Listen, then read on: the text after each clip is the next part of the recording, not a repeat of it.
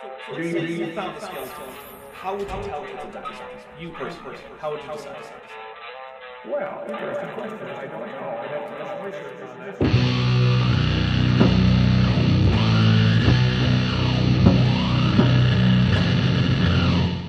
Hey there, YouTube. Welcome back to Jewish Matt Powell for our third and final installment.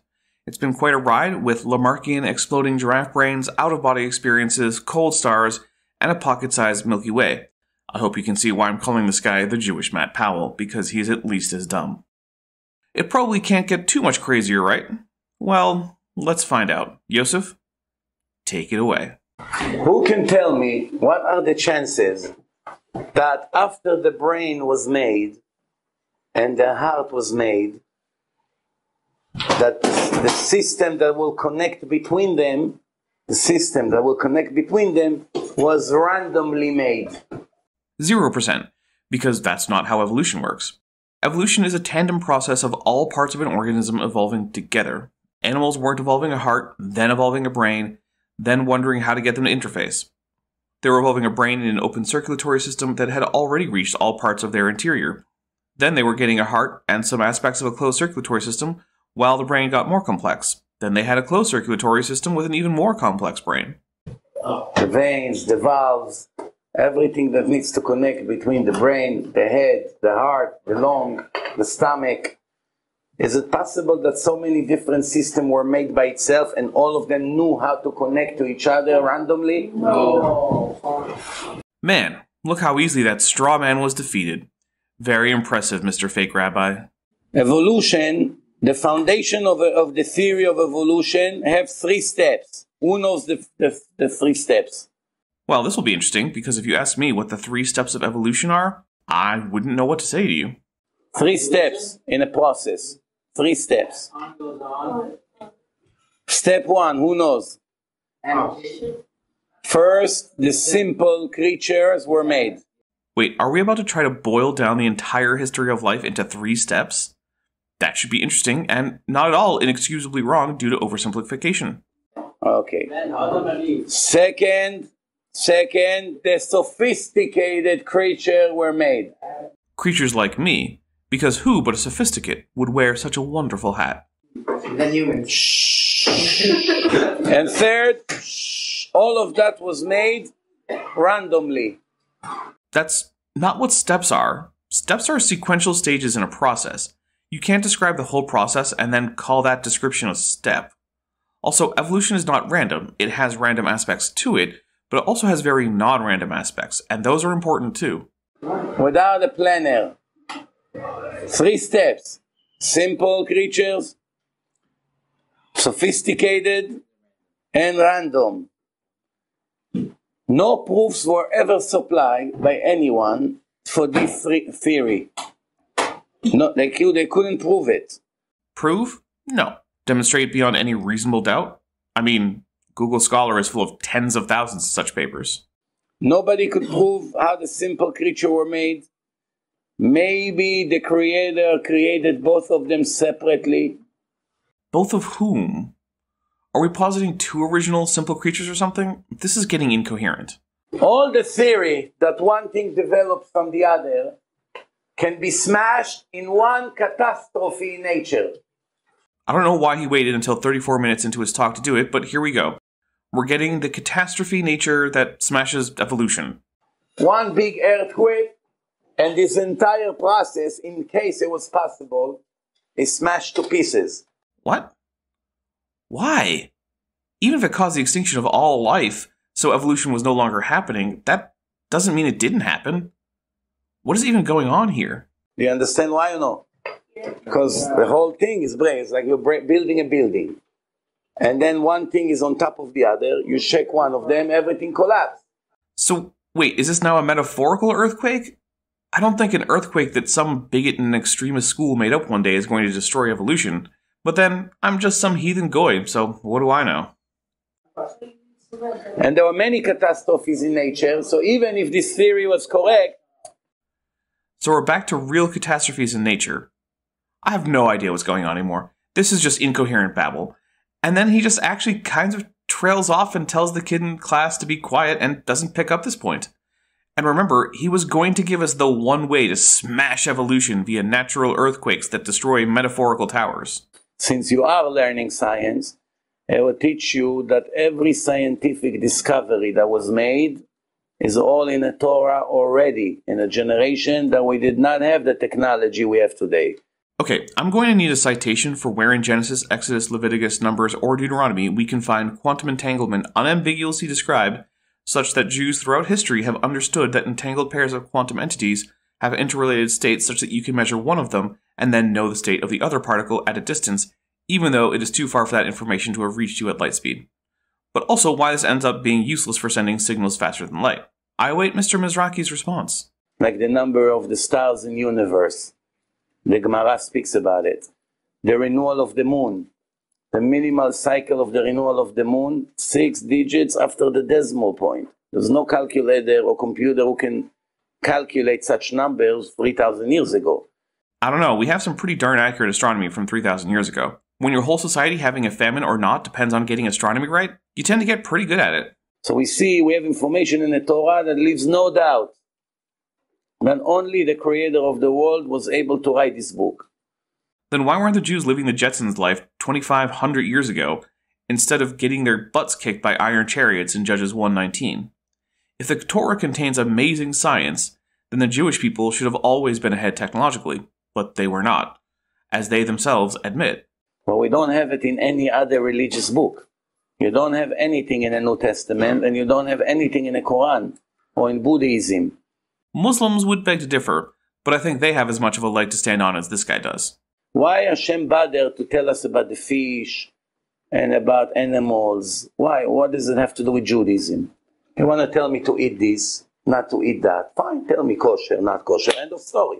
Why have to teach me now biology and nature and the species and what's happening in the oceans and in the stars and astronomy? What for? Well, ignoring that there's no evidence that he did, I don't know, maybe he's just nice like that?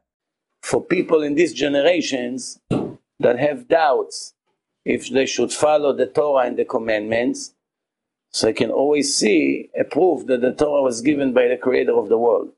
That makes a big difference. If you have a book that you don't know who wrote it, and you have to dedicate your entire life to this book, or if you have a book that you know it's for sure from the creator of the world, there's a complete different view.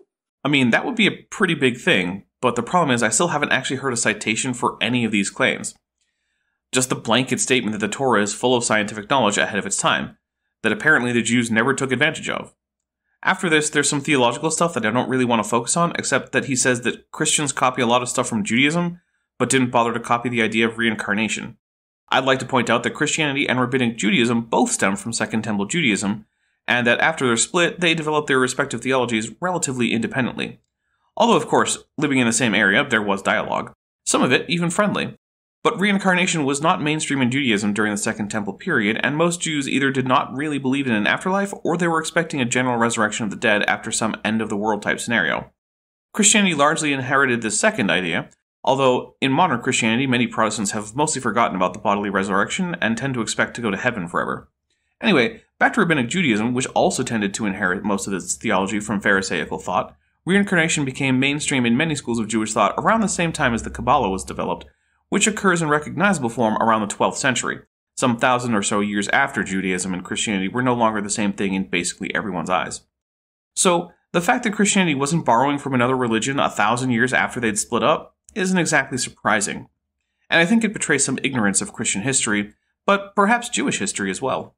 But nothing can develop randomly, especially when there are billions of systems that somehow know how to connect with each other in a perfect way.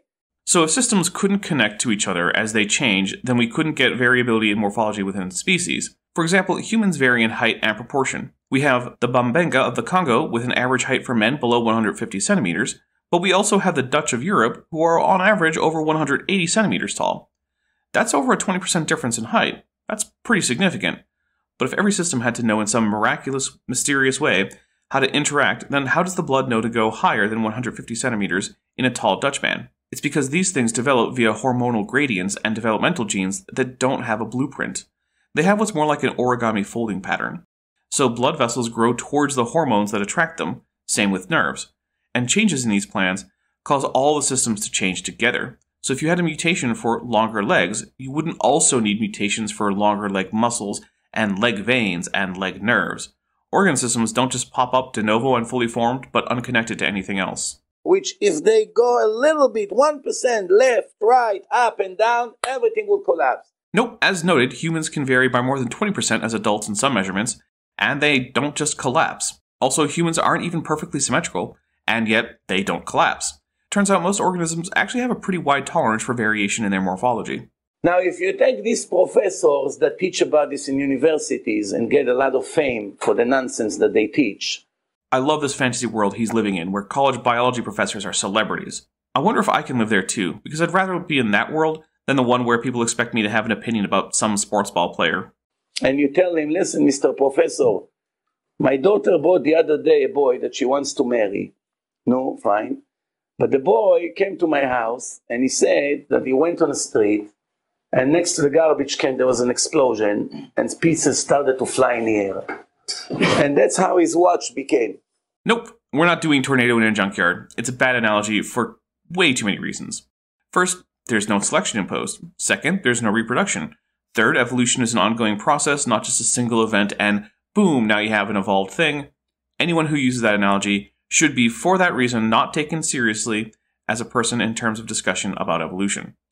That doesn't mean you shouldn't talk to them, but you shouldn't treat them as if they have actual ideas that are going to challenge anything, or even that will make you reconsider. They are far too ignorant. They're like a 2-year-old trying to understand the nuances of orbital mechanics. Just not going to happen anytime soon. Why the Torah is the book that so many people are against it? There's no other books that people are against it. No other book. I'm looking at a world where about 4.9 billion out of 7.9 billion, almost 2/3 of the people on the planet, have the Torah either in their scriptural canon or acknowledge it as sent down by God, and therefore divine in origin. So I'm going to need some evidence to say that the Torah is the most rejected book out there. How about we take a look at the Mandean Ginza? Oh, you've never heard of that? Well, that's because there's fewer than 100,000 Mandeans worldwide. I feel like more people reject that scripture.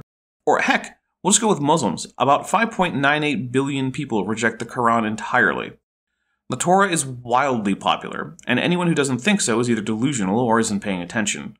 Now, I know almost no one interprets the Torah the way he does, not even other Jews, but people not liking your favorite book the way you do doesn't mean they don't like it.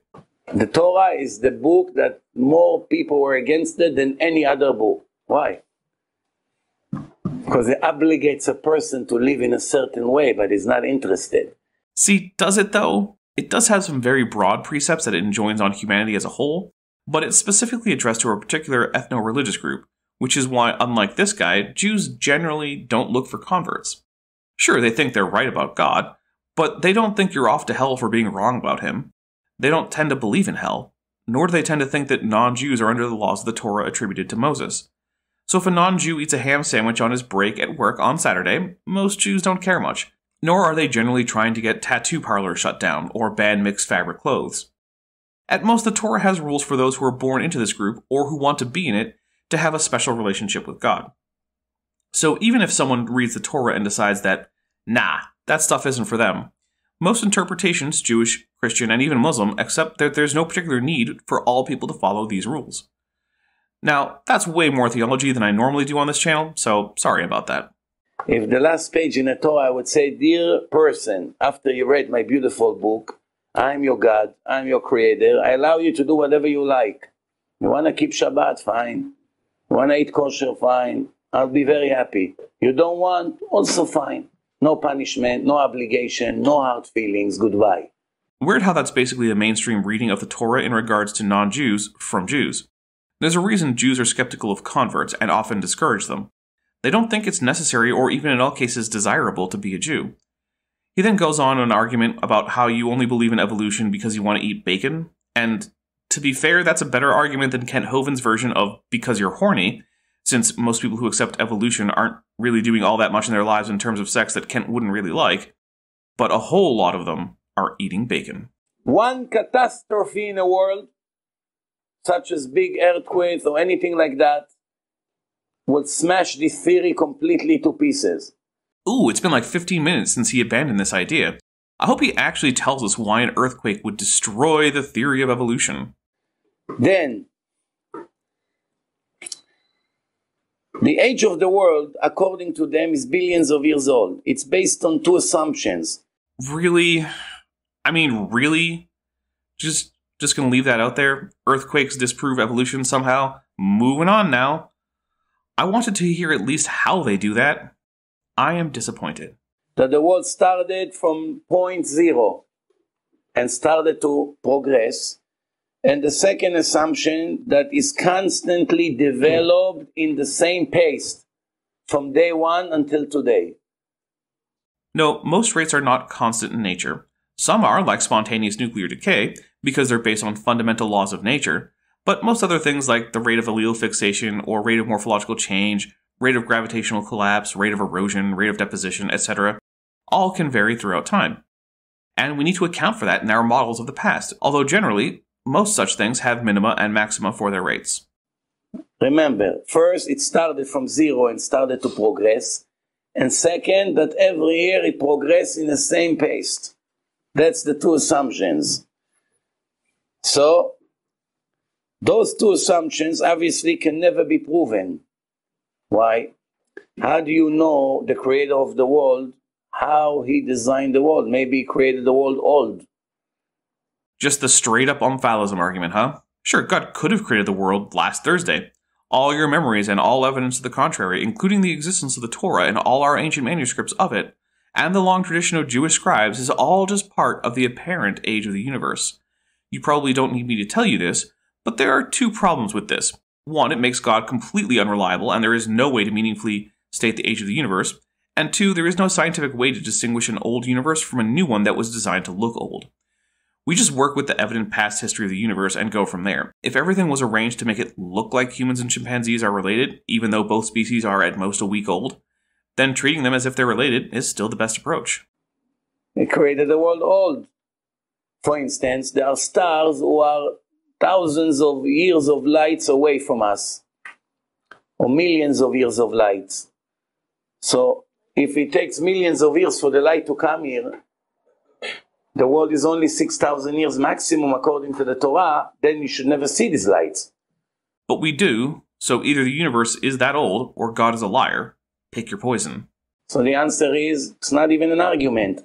Hashem created the system ready. He created a star with the light already. The line of light all the way to Earth because he wanted us to see them. Okay, so in 2006, in the constellation of Sextans, supernova SN 1000 plus 0216 was observed at a distance of approximately 10 billion light years. That means that God created a light stream from that distance too dim for humans to see, but embedded in it was an explosion of a star that never existed. So for some reason, God wanted humans to see the explosion of a supermassive star more than 100 times bigger than the sun. Not because it happened, but because, what, he thought it would be fun to trick some humans on Earth?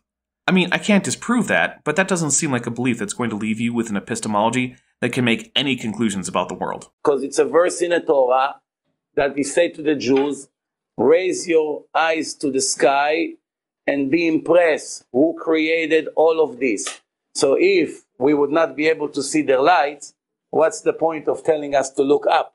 The farthest star that is reliably visible with the naked eye is V762 Cassiopeia. It's 16,000 or so light years away. So we'll call that the sphere of visibility for actual objects in the sky. Now that's still more than twice as big as it should be, but that's a whole lot less than billions. So now we know that all the stars that would have been seen by people looking up in the sky in biblical times is within 12,500 light years. What's the point of putting on a fake light show that humans couldn't even see from farther away, complete with fake explosions that never happened? How does that do anything but lie to humans thousands of years later, now that they can see farther? So obviously he needed to make them with the lights that we'll be able to see. So that's not a proof against the Torah. Sorry, as stated, that excuse only works out to about 16,000 light years. We're going to need some other excuses for basically the entire universe, almost all of which is farther away. Now let me give you another example. Every year, all the rivers are floating into the big ocean. And while they're going there, they carry with them salt. Oh great, he's just straight up lifting this argument from Henry Morris's book Scientific Creationism. Let's just put it to bed with this. If this argument works, it must depend on salts and minerals not being removed from the ocean, which they are. And it would also mean the Earth is less than 1,000 years old, because that's how long the aluminum content of the ocean would take to accumulate. Even most Christian young Earth creationists know better than to use this argument. I'm skipping his 5-minute discussion of all this. If a person was now his mother just pregnant today, and she gave birth after 9 months. In the day that she conceived, how many grams the baby weighed on the first day? Let's say 1 gram. Okay, so a human ovum is about 120 micrometers in diameter, and basically the sperm will contribute a negligible mass to this. If we assume that this is all water, we get 0.0072 milligrams. Now a cell is almost all water, but it's got a lot of other stuff, so let's double the mass. So now we're at 0.0144 milligrams. But hey, he's a creationist, so let's just give him an order of magnitude for free, because what's an order of magnitude between friends? So our estimate after deciding that a zygote is 20 times heavier than water for no reason other than it to be nice, we're still at a mass of 0.144 milligrams, or, 10,000 times less than his estimate of a whole gram. That's like looking at this picture of Arnold Schwarzenegger and saying that he weighs about as much as 150 elephants. There is no reason to be this wrong. Could be more or less. 1 gram, like a crumb of a cookie, not even. Or, way, way, way less. After 9 months, he's born, let's say, 8 pounds. 8 pounds, right? Average USA birth weight is 7.5 pounds or 3.5 kilograms, so that's not unreasonable. Of course, if we were to continue the previous error, we'd need to assume that the average baby weighed about 350 metric tons. And so when he's 3 months old, he's now 15 pounds. 15 pounds is about 6.8 kilograms, and it's a pretty normal weight for a 3-month-old human. And yes, I'm having to look this stuff up. I don't know that much about human babies, mostly because if I'm being honest, the best ape babies are gorilla babies, and it's not even close. Okay? So from the day he was created, it was 1 gram. From 1 gram, it went to 15 pounds, which is about 7 kilo. So from 1 gram, it jumped 1,000 times to 1 kilo, and 7,000 times he grew. It's a lot more than that, but okay. You understand or no? From 1 gram in the first day, in 1 year, 1 gram became 7,000 grams. That means next year how much it should be? 40. No. If it multiplies itself 7,000 times more, it's already going to be millions. Yep, growth rates don't increase exponentially. They tend to decrease exponentially. Is it true calculation? Wrong, right? Wrong, right? Okay. Now, when a person is growing, is becoming taller and taller until age 18. What happened from 18 until age 120? Well, first, it's not that humans just stop growing at 18. Some grow longer, some stop earlier, but generally people shrink a bit as they get old. Stay the same. No, he's grown and shrunk. More or less the same, he stay? It doesn't continue to grow. No, he grows this way. Especially in America. How many fat jokes until he's right? And then, no, there was no point to that. He just said it. Humans start very small and they end up much bigger. Okay. Well, that was painful, but it's finally over. After this is a Q&A, but the sound is so atrocious I can't even listen to it myself. Well, thanks for suffering through this with me. I spared you from a lot of rambling and whatnot. Anyway, if you like this, please hit like. If you didn't like it, hit dislike and tell me why you didn't like it in the comments. Do remember to subscribe and turn the notification bell to all notifications so you're always alerted when there's new content. I'm the Dapper Dinosaur. Thanks for watching this video, but before you go, I'd like to take a minute to thank my channel members and patrons, especially those pledging $20 or above. Bob Knob, Bent Hovend, Denny5252, Ian Chen, John Ackerman, Chris Love, Landon Knoll, Sphincter of Doom, and Patrick Dennis.